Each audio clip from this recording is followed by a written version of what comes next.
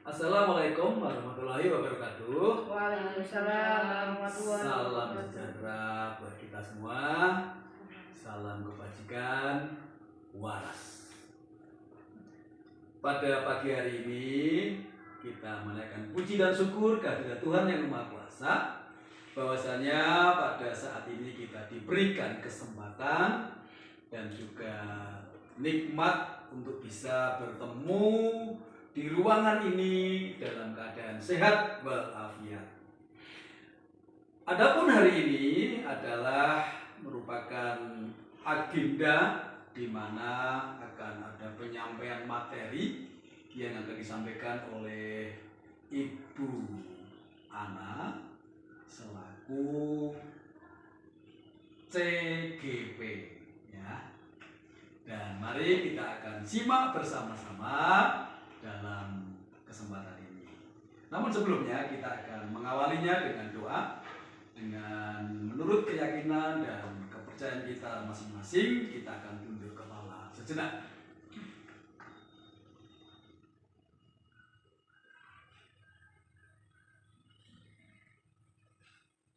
Berdoa selesai. Acara yang pertama adalah pembukaan yang sudah kita lewati dan dilanjutkan dengan sambutan Wakil Kepala Sekolah SD Negeri Polobugo 1, karena beliau Kepala Sekolah ada kepentingan yang tidak bisa ditinggalkan sehingga tidak bisa hadir di tengah-tengah kita. Karena itu sambutan akan disampaikan oleh Ibu Marliana selaku Wakil Kepala Sekolah SD Negeri Polobugo 1. Waktu dan tempat saya persilahkan. Monggo Bu.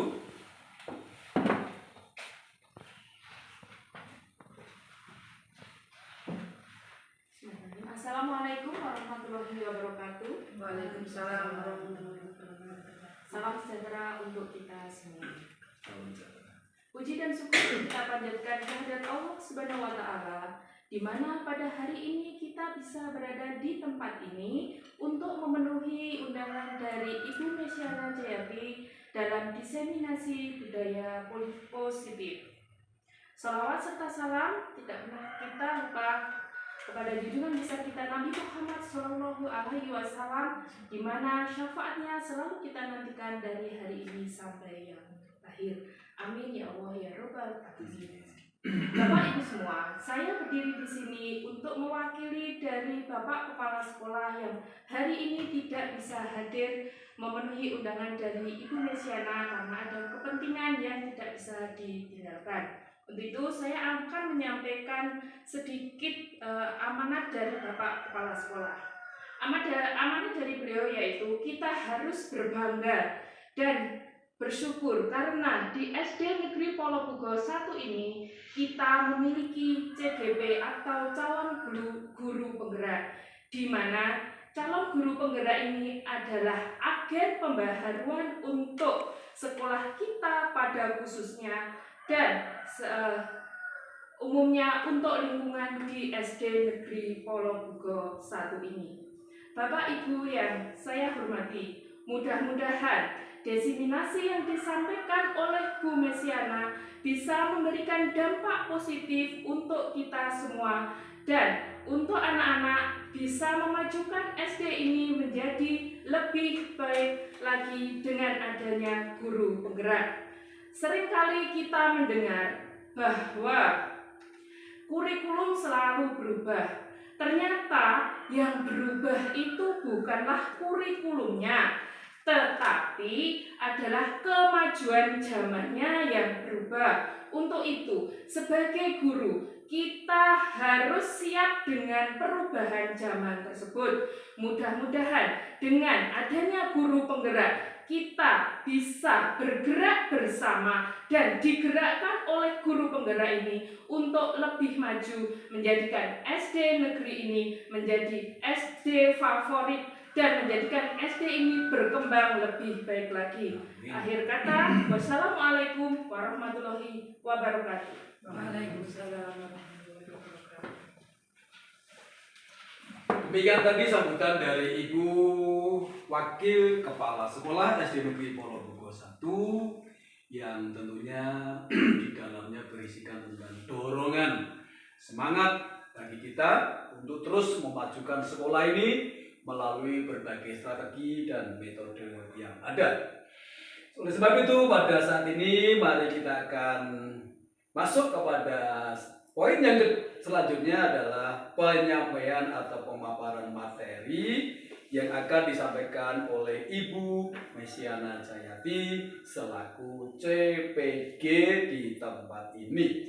Maka dari itu waktu dan tempat saya berikan kepada beliau. Monggo Bu. Sorry, bukan CPG ya, tetapi CGP. Monggo.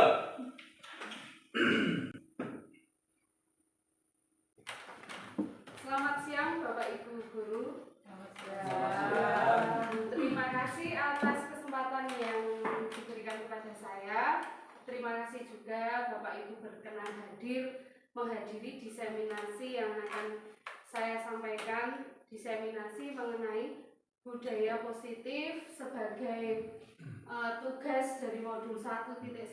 Saya akan menyampaikan ini. Semoga apa yang nanti saya sampaikan boleh bermanfaat, berguna bagi kita selaku guru, bisa memberikan apa yang menjadi hak anak sehingga kita menjadi guru-guru yang benar-benar bekerja dengan hati.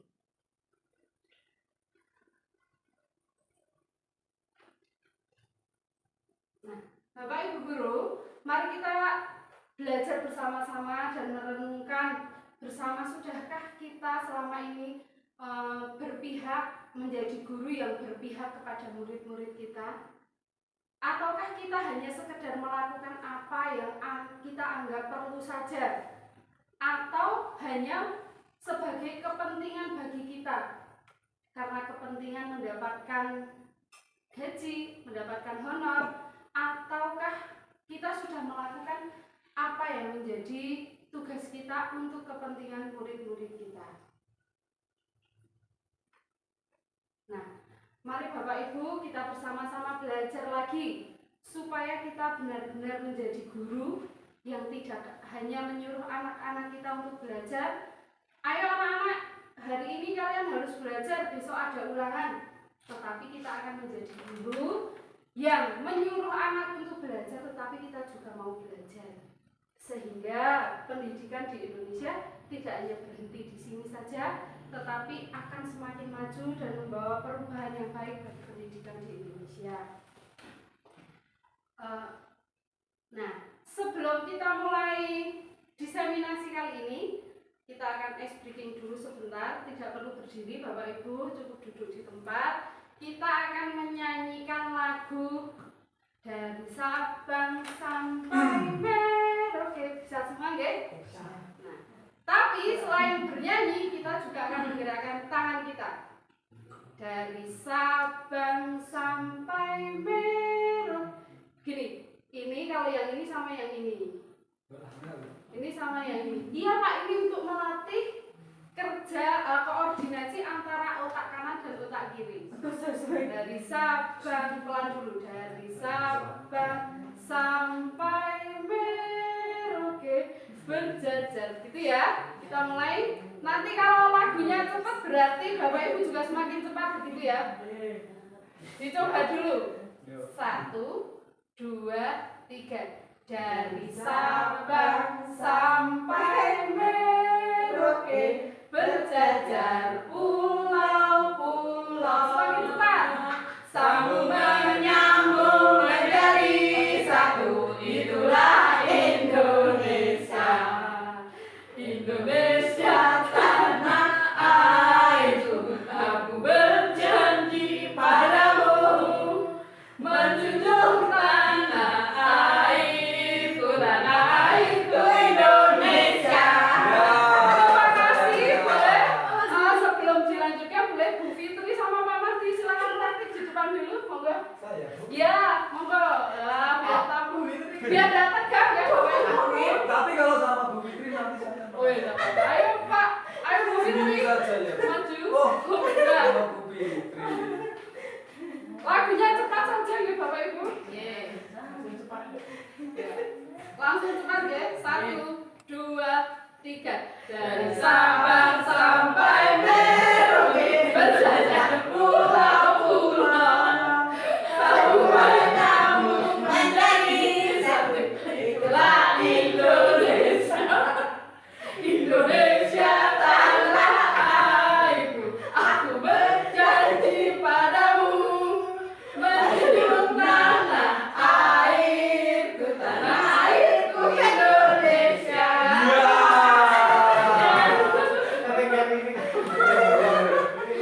Bagaimana banyak Bu Fitri?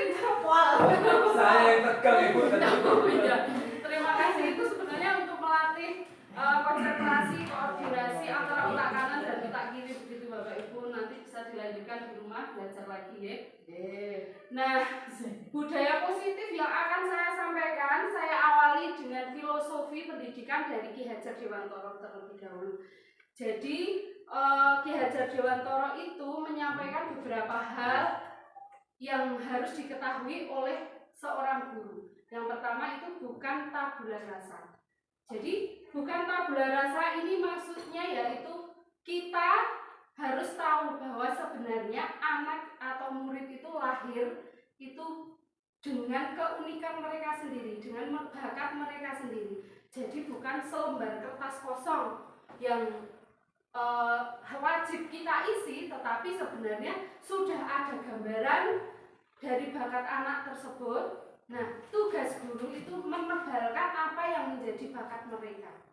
Jadi bukan meminta satu anak untuk menjadi apa yang kita mau, tetapi sudah sesuai bakat mereka. Nah, semua anak terlahir dengan bakatnya masing-masing. Jadi setiap anak itu punya bakatnya sendiri-sendiri. Ada yang pintar di bagian matematika, atau ada yang pandai lagi di bidang sains atau yang lainnya. Nah, di situ sebagai seorang guru kita harus paham keunikan dari anak-anak, bakat dari anak-anak itu sendiri. Jadi kita tidak hanya sekedar menyalahkan, oh si anak itu orang iso anak matematika, tidak seperti itu Bapak Ibu. Nah, budi pekerti juga perlu kita sampaikan kepada anak-anak. Karena anak-anak itu belajar budi pekerti itu dari orang-orang yang terdekat. Mungkin yang pertama dari keluarganya tentu saja. Dan keluarga yang kedua bagi anak-anak atau bagi murid-murid kita adalah lingkungan sekolah. Maka sebagai seorang guru kita wajib memberikan teladan. Karena teladan yang paling baik itu adalah sikap kita, keseharian kita ketika kita mengajar di kelas, itu bisa menjadikan teladan bagi mereka supaya mereka memahami budi pekerti ataupun yang lainnya. Bapak Ibu pasti lebih paham lagi. Nah, tugas guru yaitu menuntun bakat tersebut agar anak tumbuh dengan selamat dan bahagia. Jadi tugas guru itu menuntun anak sesuai apa yang menjadi kodrat mereka agar anak itu selamat dan bahagia. Di sekolah itu mereka antusias untuk belajar. Setiap hari mereka berharap supaya cepat-cepat sekolah.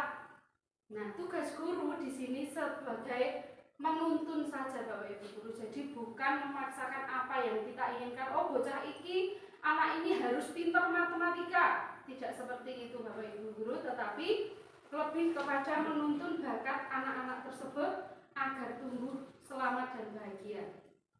Selanjutnya, guru itu ibarat petani. Nah, kemarin saya sudah pernah menyampaikan ketika pendampingan individu bahwa guru ibarat petani. Jadi guru itu diibaratkan sebagai petani di sini, yaitu misalnya kita sebagai petani ketika kita mau menanam biji jagung misalnya. Anak diibaratkan sebagai biji jagung. Tentunya kita akan mempersiapkan lahannya dengan baik, mempersiapkan pupuk, disiram atau yang lainnya. Terus biji jagung kita tanam, tentu saja supaya tumbuh menjadi jagung. Kita tidak mungkin menanam biji jagung, tetapi kita menginginkan biji jagung itu tumbuh sebagai tumbuhan padi, karena itu tidak. Nah, demikian juga kita sebagai guru ketika kita mengajarkan kepada anak, kita itu menyediakan, kita sebagai fasilitator bagaimana anak itu bisa berkembang sesuai kodrat alam dan kodrat zaman. Jadi kodrat alam anak itu apa? Misalnya dia ada di daerah petani, tentu kodrat alamnya berada di daerah lingkup petani. Kita mengajarkan ya sesuai dengan alam anak itu.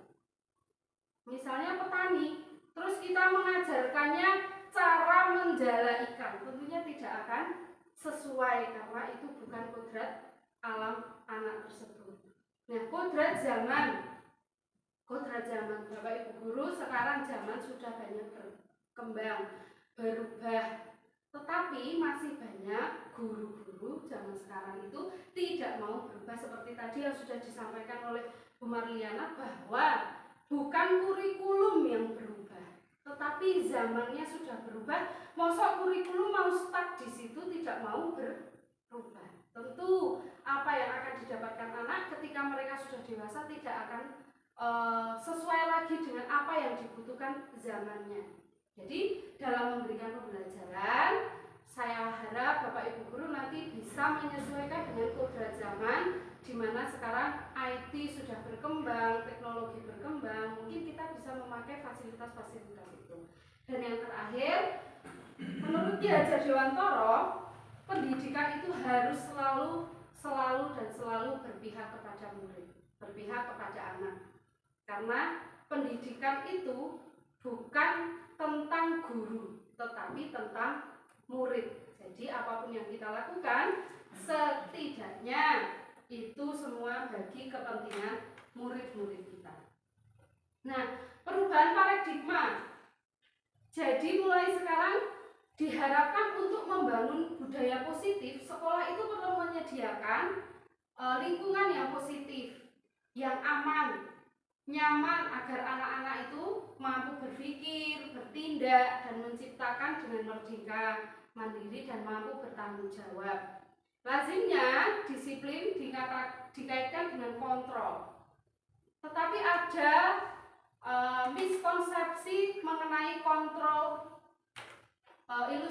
ilusi tentang kontrol. Nah, inilah contoh-contoh ilusi kontrol yang harus dirubah oleh seorang guru. Yang pertama, ilusi guru mengontrol murid. Jadi guru itu sebenarnya tidak bisa mengontrol murid, hanya mengawasi, menjadi manajer ketika misalnya murid melakukan kesalahan. Tentu saja sebagai guru tidak akan didiamkan saja, tetapi tidak bisa mengontrol. Oh, kamu tuh harus begini, kamu harus bisa tari, itu tidak bisa. Ilusi bahwa kritik dan membuat orang merasa bersalah dapat menguatkan karakter. Misalnya, aduh kamu tuh bagaimana sih, kok kamu kok begitu, harusnya kan kamu begini, nanti kamu, nah itu tidak bisa. Ilusi bahwa semua penguatan positif itu efektif dan bermanfaat. Jadi tidak semua bahwa penguatan yang positif itu efektif dan bermanfaat. Nanti akan saya jelaskan lebih lanjut. Ilusi bahwa orang dewasa itu memiliki hak untuk memaksa. Kebiasaan dari kita, bahkan saya pun masih sering seperti itu.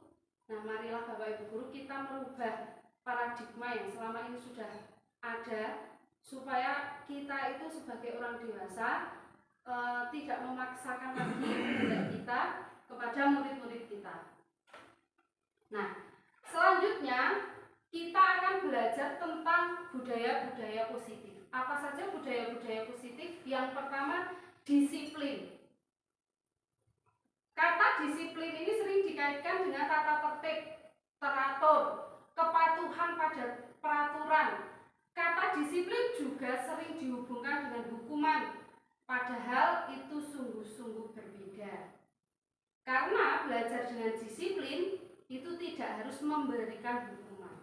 Anak yang bisa disiplin itu tidak karena dia takut dihukum misalnya. Justru itu adalah salah satu alternatif terakhir. Dan kalau perlu, hukuman itu tidak digunakan sama sekali. Ki Hajar Dewantoro pun menyatakan bahwa untuk mencapai kemerdekaan atau dalam konteks pendidikan kita saat ini, untuk mencapai murid yang merdeka, syarat utamanya yaitu disiplin yang kuat.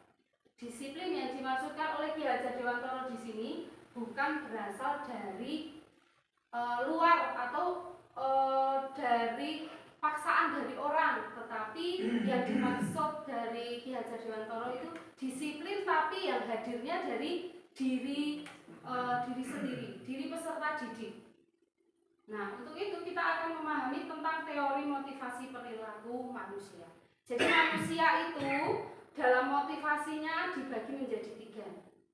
Yang pertama, dia melakukan sesuatu itu karena untuk menghindari hukuman. Oh, saya datang pukul 7 supaya saya tidak dihukum. Nah, itu artinya motivasinya karena takut dihukum.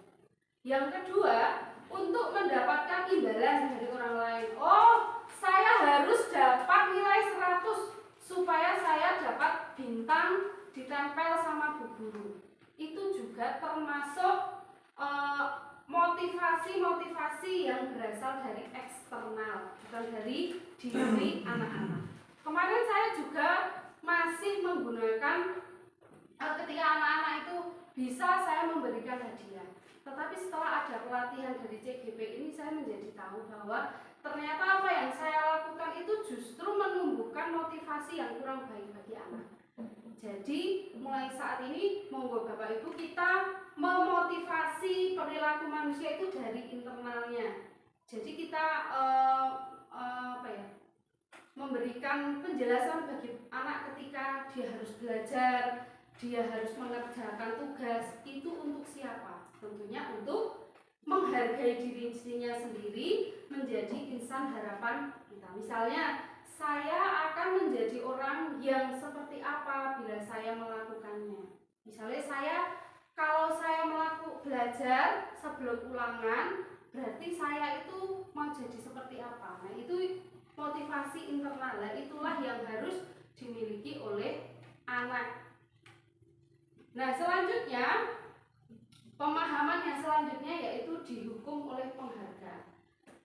Waktu itu saya mendapatkan materi ini, dihukum kok oleh penghargaan. Kenapa? Waktu itu saya juga berpikir bahwa kenapa ranking itu tidak diperbolehkan saat ini. Ternyata memang itu memberikan dampak yang luar biasa bagi murid-murid kita.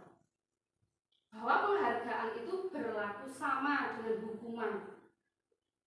Selama itu, padahal penghargaan itu kan sesuatu yang baik. Kenapa dianggap malah justru dianggap sebagai hukuman? Bapak Ibu bisa bayangkan ketika di depan kelas Bapak Ibu menyampaikan bahwa kita akan memberikan tepuk tangan kepada Faisal karena Faisal mendapatkan juara pertama, misalnya seperti itu. Bapak Ibu bisa bayangkan perasaan anak-anak yang lain bagaimana?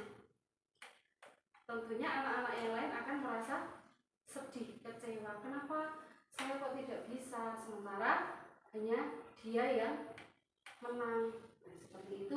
Nah, itulah yang menjadikan hukuman tersendiri bagi anak-anak. Yang selain itu penghargaan itu tidak efektif karena hanya berjangka pendek. Misalnya, oh nanti kalau kamu bisa mendapatkan nilai 100 atau kalau kamu bisa datang tepat waktu, nanti ada hadiah permen dari bu guru atau ada hadiah buku dari bu guru. Nah, ketika buku itu hilang, sudah tidak ada penghargaan itu, apakah anak itu masih akan melakukan hal yang sama? Nah, itulah yang disampaikan oleh Alfie Korn ini supaya kita lebih memotivasi anak itu dalam dirinya sendiri, bukan dengan hukuman ataupun bukan dengan penghargaan. Nah, ini tadi yang sudah saya jelaskan bahwa saat kita berulang kali menjanjikan hadiah kepada anak, apakah anak itu akan menjadi bertanggung jawab atau akan melakukan itu secara terus-menerus ketika penghargaan itu sudah tidak ada. Pengaruhnya hanya jangka pendek. Penghargaan itu efektif jika menginginkan seseorang itu melakukan hanya dalam jangka pendek. Jika kita menggunakan penghargaan lagi dan lagi, maka orang tersebut akan tergantung. Oh, diberi penghargaan atau tidak.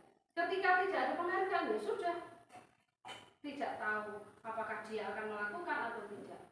Jika kita mendapatkan penghargaan untuk melakukan sesuatu yang baik, maka kebanyakan kita tidak menyadari tentang saya melakukan ini itu tindakan yang baik bagi kita atau tidak. Sebenarnya itu tidak tumbuh dari dalam, tetapi lebih tumbuh dari atas dasar saya pengen dapat hadiah gitu.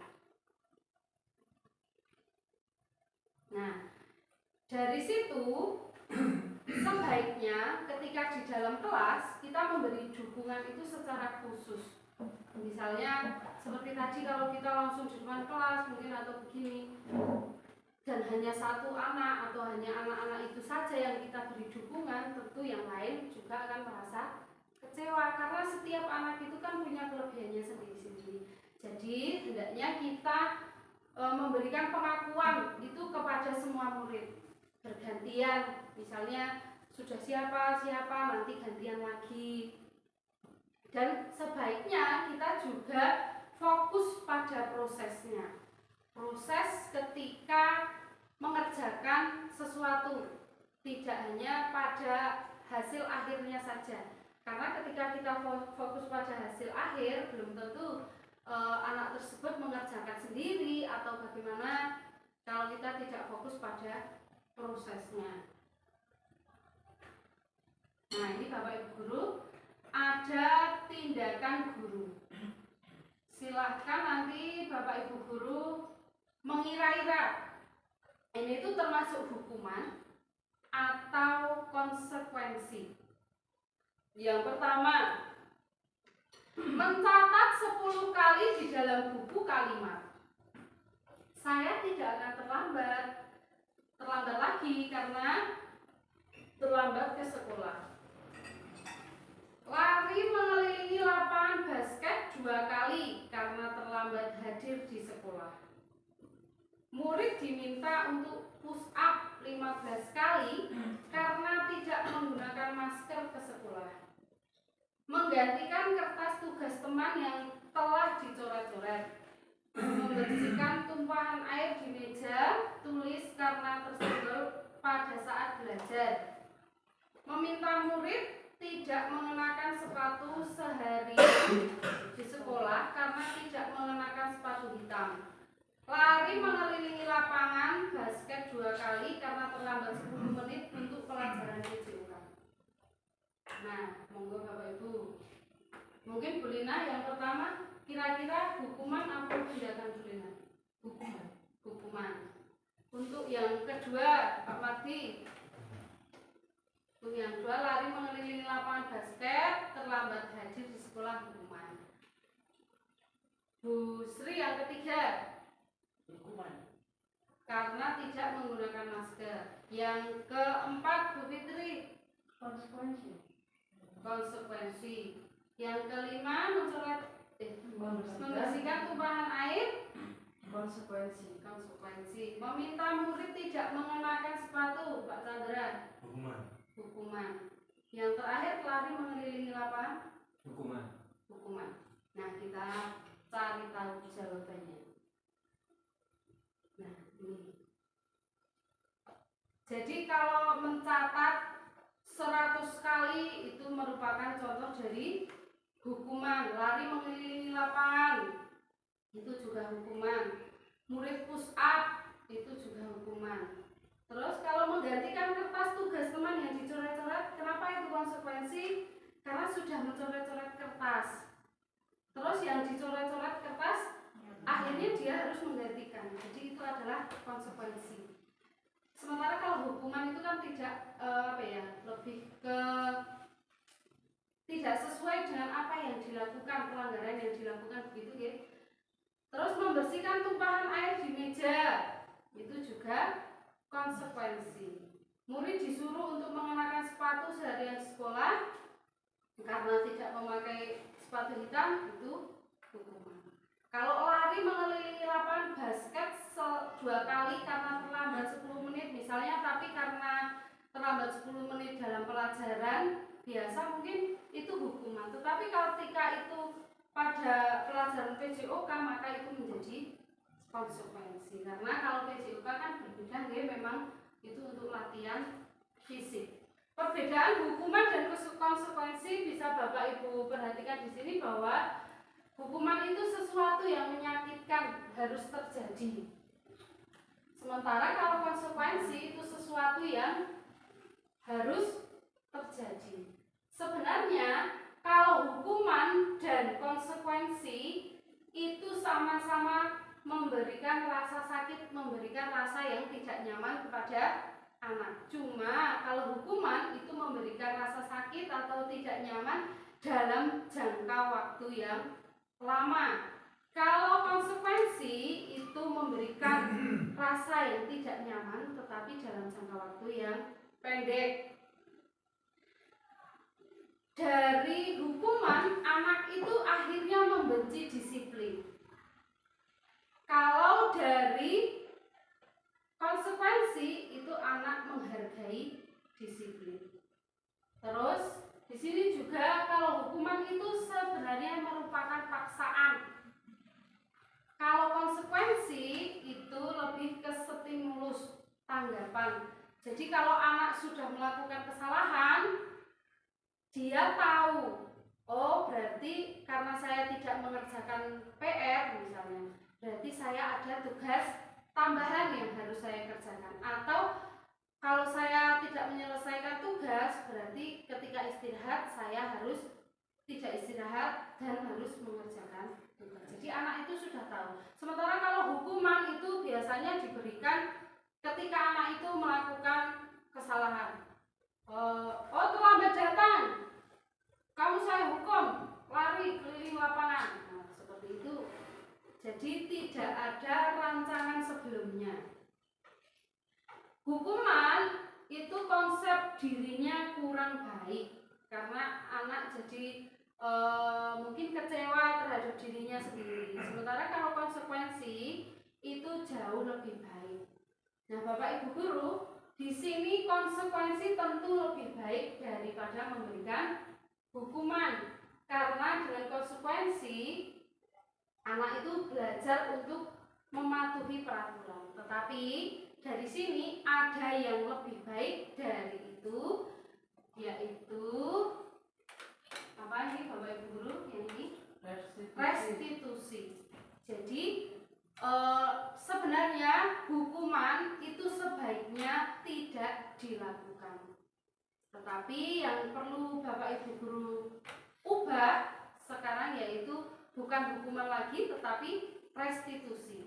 Nah, restitusi itu lebih merupakan pilihan ketika anak itu melakukan suatu kesalahan. Menguatkan untuk murid dalam jangka yang panjang. Jadi ketika anak itu misalnya contohnya begini. Ada dua anak yang sedang bertengkar. Karena bertengkar, erek-erekan baju, salah satu kancing baju temannya itu lepas, ucul, gitu ya. Nah, karena ucul, akhirnya anak itu menangis karena malu.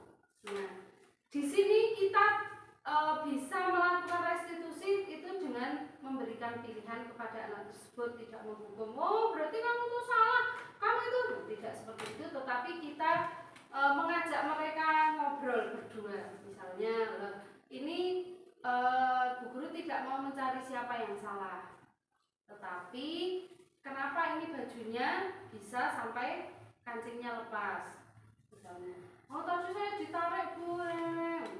Nah sekarang kancingnya lepas. Dari kancing yang lepas itu apa yang bisa kamu lakukan supaya kancing itu bisa terpasang lagi? Oh saya akan jahit Bu, misalnya seperti itu. Berarti itu kita memberikan pilihan kepada anak, bukan hanya sekedar memberikan hukuman saja.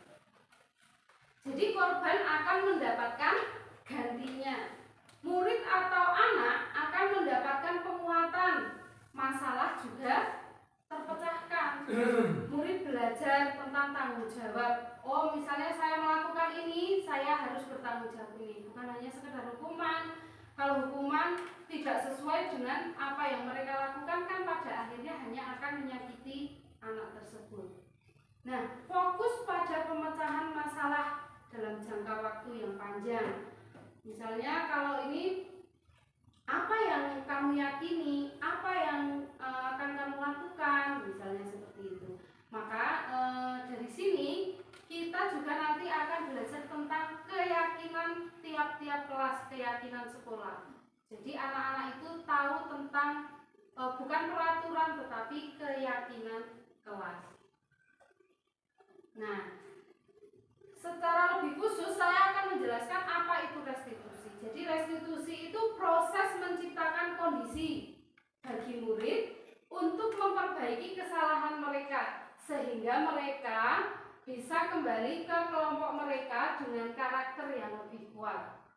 Restitusi juga merupakan proses kolaboratif yang mengajarkan murid untuk mencari solusi untuk masalah mereka dan membuat murid itu berpikir tentang orang seperti apa yang mereka ingin menjadi, misalnya, dan bagaimana mereka harus memperlakukan orang lain, bukan sebagai tindakan dari guru semata, tetapi anak menjadi sadar. Nah, ciri-ciri restitusi itu ada 9. Yang pertama, bukan untuk menebus kesalahan, namun untuk belajar dari kesalahan. Yang kedua, memperbaiki hubungan dan tawaran, bukan paksaan seperti tadi. Kamu mau apa-apa yang bisa kamu lakukan supaya masalah ini bisa terpecahkan. Restitusi itu menuntun untuk melihat ke dalam diri, mencari kebutuhan dasar yang menjadi tindakan. Jadi manusia itu punya kebutuhan dasar. Nanti akan saya jelaskan. Restitusi diri adalah cara yang paling baik. Fokus pada karakter bukan tindakan, dan fokus kepada solusi dan bagaimana cara anak itu bisa kembali ke kelompoknya tanpa adanya diskriminatif dari teman-temannya, karena biasanya ketika anak itu melakukan kesalahan maka akan ada beberapa anak yang sering justru melakukan hal-hal yang kurang baik. Nah, dengan restitusi ini diharapkan masalah terpecahkan, tetapi anak tidak tersakiti dengan tindakan yang dilakukan. Nah, ini contoh keyakinan kelas. Jadi keyakinan kelas itu sesuatu, kalau zaman dulu namanya peraturan kelas. Tetapi biasanya peraturan kelas itu bersifat memaksa, paksaan. Padahal sekarang kan tidak boleh memaksa. Jadi kita buatnya keyakinan kelas. Kalau belum bisa membuat keyakinan kelas, sebenarnya ada tahap-tahapannya. Bisa dipraktekkan, tetapi cukup memakan waktu. Jadi nanti saya akan menjelaskan secara singkat. Jadi Bapak Ibu guru nanti di kelas bisa anak-anak itu disuruh membuat kira-kira di kelas kita itu akan ada apa saja peraturannya. Tidak boleh membuang sampah sembarangan, datang tepat waktu, tidak boleh menghina teman, tidak boleh seperti itu. Lalu nanti ditempelkan, sesudah tercipta nanti aturan-aturan yang mereka inginkan, itu nanti diubah kalimat itu, karena kalimat negatif itu kurang baik. Jadi diubah dulu menjadi kalimat positif. Misalnya tidak boleh datang terlambat, menjadi datang tepat waktu. Nah, gitu. Sesudah itu sudah menjadi kalimat positif, baru bisa diubah menjadi keyakinan kelas. Keyakinan kelas itu hendaknya tidak terlalu banyak. Nah, ini kalau yang ini contoh kesepakatan kelas. Kesepakatan kelas itu bisa dibuat setiap hari, bisa ditambahi, dikurangi, bisa. Ini contoh kesepakatan kelas. Kami guru dan murid yang saling menyayangi. Berarti itu ada menghormati, begitu ya. Kami murid yang semangat belajar. Kami murid yang peduli dengan teman-teman atau yang lainnya. Nah, ini contoh ketika saya kemarin membuat keyakinan kelas. Jadi anak-anak saya minta dulu untuk membuat peraturan kelas, kemudian dibuat menjadi kalimat positif, kemudian selanjutnya menjadi diubah lagi menjadi keyakinan kelas. Nah, seperti yang sudah saya sampaikan tadi, bahwa setiap manusia itu punya kebutuhan dasar. Inilah budaya positif yang perlu Bapak Ibu guru ketahui selanjutnya, bahwa manusia itu memiliki kebutuhan dasar. Kebutuhan dasar manusia itu yang pertama survival, yaitu kebutuhan untuk hidup. Setiap orang pasti memiliki kebutuhan untuk hidup. Supaya hidup kita apa aja, Pak? Supaya hidup makan, minum, terus pakaian, Healing. jalan-jalan, healing, sehat. Apalagi Bu Umi? Rumah butuh?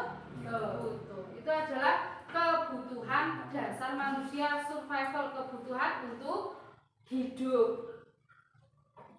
Tetapi ini lebih kalau yang survival, kebutuhan hidupnya itu lebih ke kebutuhan jasmaninya. Nah, kita semua orang membutuhkan makan. Misalnya ketika seorang anak tidak dapat makanan, tentu dia akan merasa lapar. Apakah dia bisa belajar dengan baik? Tidak. Nah, kebutuhan yang selanjutnya yaitu cinta kasih diterima. Siapa manusia yang tidak butuh cinta? Saya butuh cinta. Bumi butuh cinta? Butuh. Sangat butuh.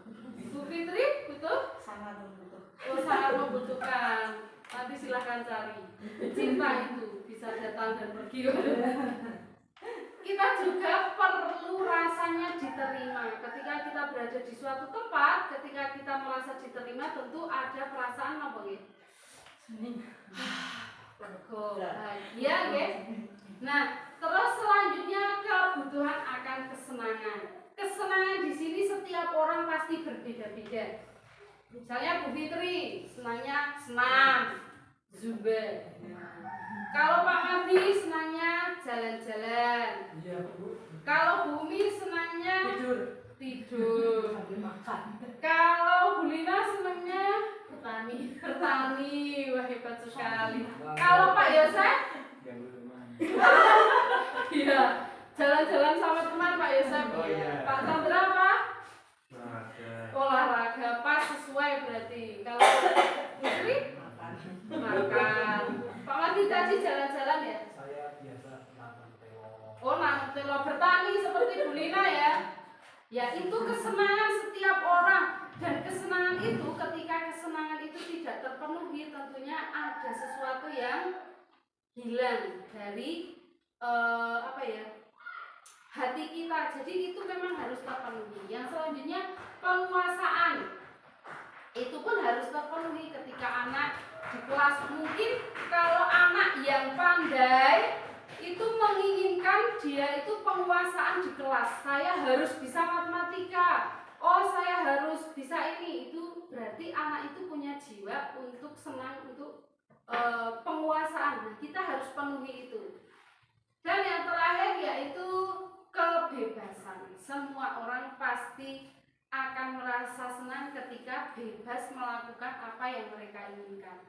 Terkekang. Buktinya bahwa tidak ada orang yang pengen di penjara. Itu karena kebutuhan dasar manusia itu salah satunya tentang kebebasan. Nah, di sini ada cerita Bapak Ibu guru. Ibu Ani, guru kelas 5 di SD Pelita Hati, sedang bingung menghadapi ulah salah satu murid di kelasnya, Agus. Beberapa anak telah datang dan mengeluhkan Agus yang seringkali meminta bekal makan siang mereka. Dengan paksa, jika Anda menghadapi situasi seperti Ibu Ani, apa yang akan Anda lakukan? Menurut Anda, kira-kira apa alasan Agus melakukan hal itu? Apa Bapak Ibu guru? Kenapa Agus kalau istirahat jaluki panganan temannya. Kira-kira apa? Belum sarapan. Oh, mungkin belum sarapan, tidak diberi sangu, tidak diberi bekal. Mungkin bisa saja nggih seperti itu. Nah, sebagai guru kita harus tahu itu alasan dia tidak langsung memberikan hukuman, kamu kok minta-minta sama temanmu. Tidak begitu, tetapi kita harus tahu dulu supaya kita tahu kita harus mencari tahunya kebutuhan apa yang Agus butuhkan. Misalnya jawaban Agus karena ia lapar dan orang tuanya tidak membawakan bekal. Berarti dia itu kebutuhannya adalah untuk bertahan hidup. Apabila jawaban Agus karena ia senang temannya, jadi memperhatikan dia, berarti dia butuh apa? Nah, ya, karena banyak ya anak-anak yang cari perhatian. Karena di rumah mungkin tidak ada perhatian dan dia mencari perhatian di sekolah. Apabila jawaban Agus adalah dia merasa hebat karena temannya jadi takut dan menuruti keinginannya, berarti itu adalah kebutuhan atas penguasaan. Dia suka tentang pengakuan atas kemampuannya. Apabila jawaban Agus dia merasa bosan dan dengan bekal yang dibawakan ibunya karena selalu membawakan bekal yang sama, berarti dia kebutuhannya adalah kebebasan. Dan yang terakhir, apabila jawaban Agus adalah karena iseng, karena ingin menikmati ekspresi wajah teman-temannya yang sebel, yang takut, berarti dia itu kebutuhannya adalah kesenangan. Nah, budaya positif yang selanjutnya yang harus dipahami oleh guru selain tadi kebutuhan dasar manusia dan restitusi atau yang lain, di sini yang selanjutnya yaitu 5 posisi kontrol. Ya, jadi guru itu ada 5 posisi kontrolnya. Nah, di manakah kita berada? Yang pertama, penghukum. Yang kedua, pembuat orang merasa bersalah. Yang ketiga, teman, pemantau, manajer. Nah, nanti Bapak Ibu Guru bisa melihat, oh selama ini Bapak Ibu Guru itu bertindak sebagai apa? Oh, apakah sebagai teman, atau sebagai penghukum, atau pemantau, atau manajer. Guru berbuat misalnya kalau penghukum, oh kok iki ya, gitu. Itu sebagai bertindak sebagai penghukum. Penghukum juga berkata, kalau kamu tidak melakukan awas ya. Seperti itu juga penghukum. Hasilnya bagaimana? Memberontak, menyalahkan orang lain. Murid juga berkata, biarkan saja, nanti juga marah-marah lagi. Nah, dampaknya apa Bapak Ibu Guru? Murid akan mengulangi kesalahan yang sama. Sementara kalau guru membuat orang merasa bersalah, berceramah dan menyalahkan. Seharusnya kamu kan begini, ibu kecewa sama kamu kok bisa melakukan itu, misalnya seperti itu. Kamu seharusnya sudah tahu ibu lelah, stres karena menghadapi kamu. Nah, hasilnya anak-anak bagaimana? Anak-anak akan menjadi orang yang rendah diri. Itu ketika kita menjadi guru pembuat orang merasa bersalah. Nah, teman yang ketiga, menjadi teman misalnya membuat alasan-alasan untuk muridnya. Ayolah, ayo loh, cepat dikerjakan. Katanya kamu mau ini, baik sama Pak Guru. Katanya kamu mau jadi anak yang baik. Masa kamu tidak mau?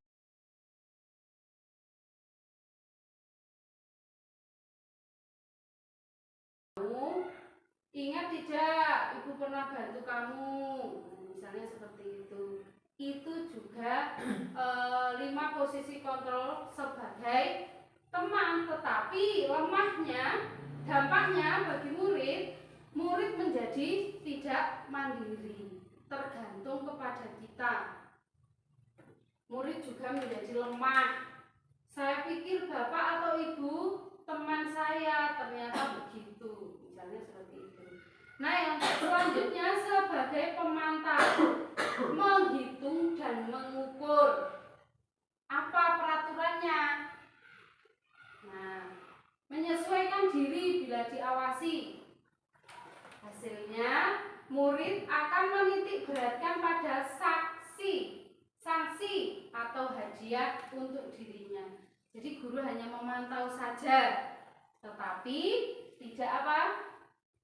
Tidak ada evaluasi ke depannya bagi murid-muridnya. Nah, yang terakhir yaitu posisi kontrol guru sebagai manajer. Mengajukan pertanyaan-pertanyaan dulu.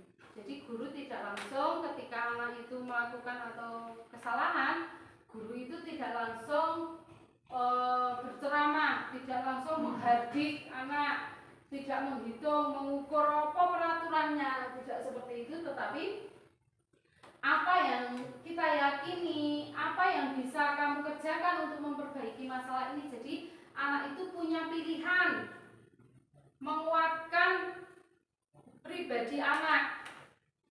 Jadi tidak hanya sekedar menyalahkan, tetapi guru lebih bertindak untuk menguatkan apa yang ada di dalam anak.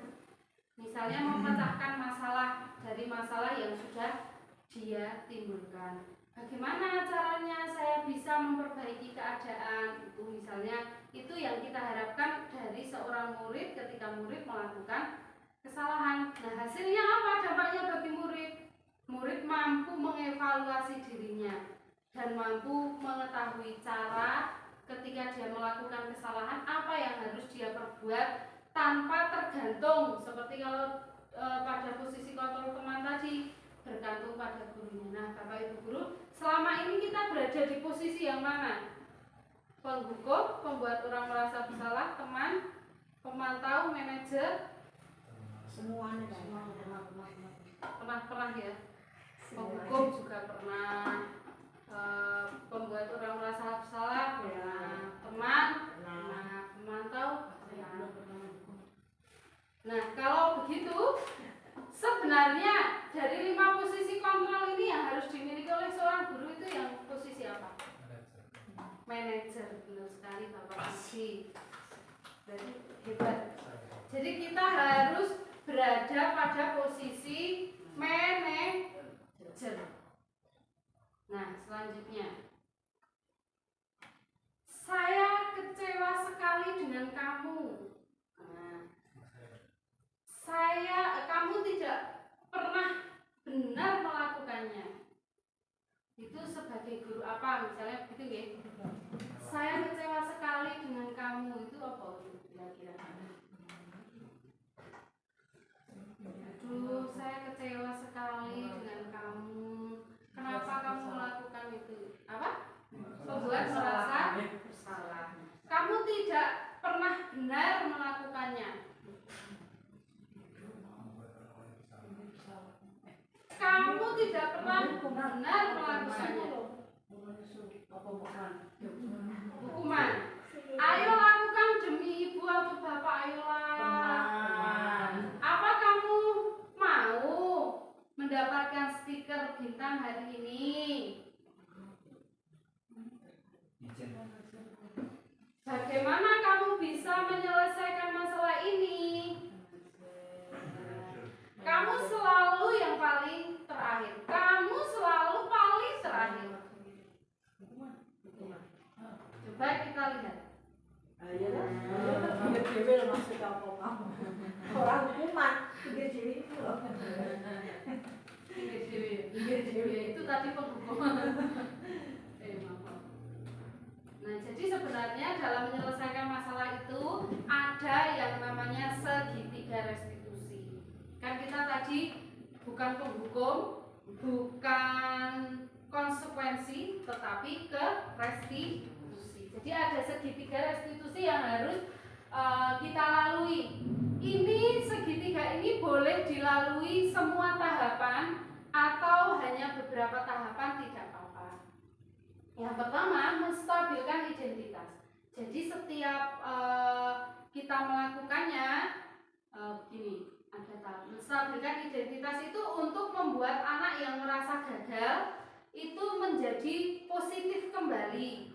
Misalnya biasanya anak yang sudah berbuat salah, wah wis ketakutan harus dihukum sama gurunya, tetapi ketika dari guru itu berkata, oh enggak apa-apa, setiap orang itu sudah pernah melakukan kesalahan, jadi kita tidak apa-apa, misalnya seperti itulah, anak akan kembali ke sikap yang positif. Ketika anak sudah mulai kembali ke sikap yang positifnya, barulah selanjutnya validasi kebutuhan, validasi tentang sesuatu yang salah. Nah, kalau kamu tadi sudah merebut pensil teman kamu, apakah itu tindakan kamu itu merugikan orang lain atau tidak, misalnya seperti itu. Atau apa yang penting bagi kamu, atau apakah kamu bisa melakukan dengan lebih baik lagi besok lagi. Jadi membantu murid itu mengenali basic atau kebutuhan dasar yang ingin dipenuhinya ketika melakukan kesalahan. Jadi pada dasarnya setiap manusia itu tujuannya adalah memenuhi kebutuhan dasar yang tadi. Jadi ada 5 tadi. Oh, kebutuhan salah satu kebutuhan tidak terpenuhi, maka biasanya akan membuat masalah. Selanjutnya yang terakhir baru kita menanyakan keyakinan. Kalau di segitiga restitusi tadi sini yang sebelah sini ya. Kalau kita sudah tanya validasi dulu, oh anak sudah kembali positif, terus sudah tahu kesalahannya apa, baru menanyakan keyakinan. Anak melihat kesalahan dihubungkan dengan norma sosial dan nilai-nilai yang mendasar bagi manusia. Jadi sebelumnya kan kita sudah kuat di kelas tentang keyakinan kelas. Jadi anak ditanyakan kembali. Nah, dari yang sudah kamu lakukan, apakah itu sesuai dengan keyakinan kelas yang ada di kelas kita misalnya? Apa nilai yang kita percaya di kelas atau di sekolah kita misalnya? Atau kelas yang ideal itu seperti apa? Nah, nanti anak akan berusaha menjawab. Dan dari sini juga anak akan mencari sendiri, inisiatif sendiri, bagaimana menyelesaikan masalahnya supaya masalah ini tidak terjadi lagi. Nah, di sini saya punya contoh ketika segitiga restitusi.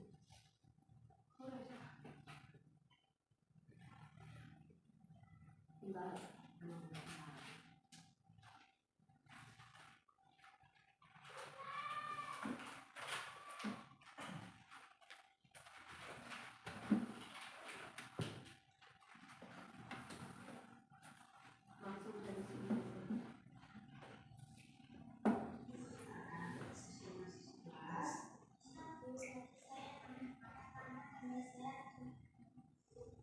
Oh, begitu. Itu Sela marah ya, sedih. Bu Ana juga akan merasa marah, merasa sedih kalau Bu Ana ketimpahan minuman. Nah, Ibu di sini tidak akan mencari siapa yang salah, siapa yang benar. Bu Ana hanya mau mencari solusi untuk menyelesaikan masalah ini. Nah, bagaimana perasaan kamu sesudah kamu marah-marah kepada temanmu? Apakah kamu merasa lega atau ada perasaan lain yang kamu rasakan? Saya sebenarnya tidak ingin marah, ibu saya juga tidak merasa lega setelah saya marah-marah. Malah saya jadi sedih. Nah, tidak apa-apa sih Pak. Bu Ana juga pernah marah-marah, tapi sesudah itu menyesal. Kenapa Bu Ana kurang sabar? Kalau begitu, Sela tahu apa yang sudah Sela lakukan untuk kita? Nah, jika kamu sudah tahu, apakah kamu masih ingat keyakinan kelas Sela yang nomor 1? Masih ibu, kita harus saling menghargai dan menghormati anak-anak. Wah, ternyata Sela masih ingat ya. Lalu selanjutnya, apa yang akan kamu lakukan untuk menyelesaikan masalah ini? Saya akan menghormati dan menghormati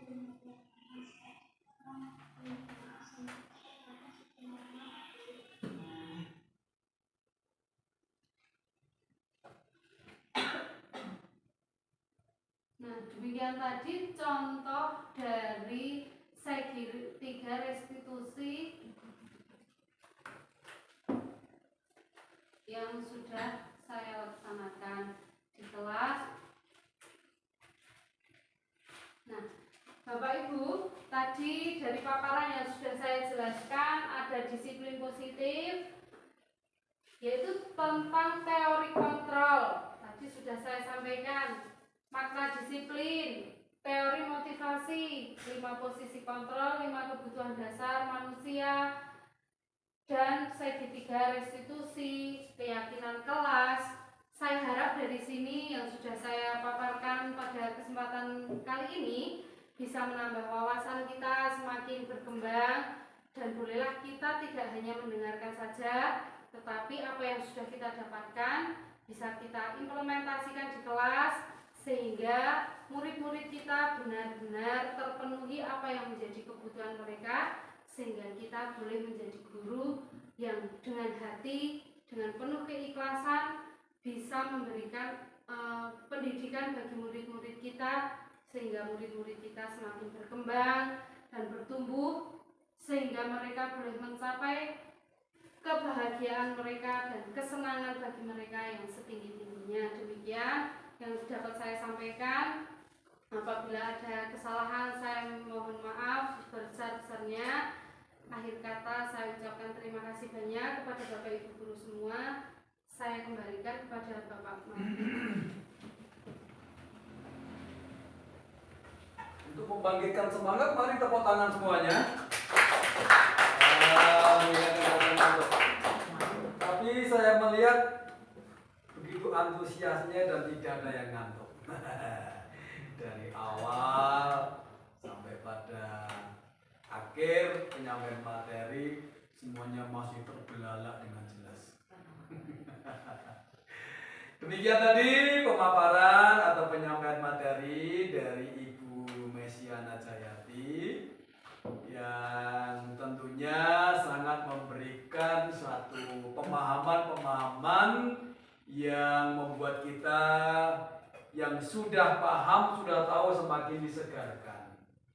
Penyegaran kembali, namun yang belum kita mengerti selama ini boleh menjadi satu pengetahuan yang baru, di mana kita selaku pendidik untuk dapat membawa, menuntun dan menjadikan anak-anak itu sebagai generasi yang betul-betul berprestasi. Acara sepertinya sudah selesai, maka dari itu kita akan akhiri pertemuan kita ini dengan berdoa. Kemudian nanti bisa diteruskan dengan ramah tamah sambil menghabiskan puing-puing makanan yang masih ada itu.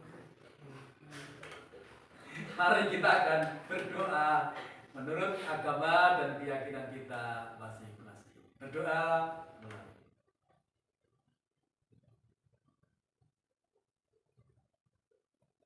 Selesai. Saya tutup dengan wassalamualaikum warahmatullahi wabarakatuh. Salam sejahtera, salam kebajikan, waras buat kita semua. Selamat siang.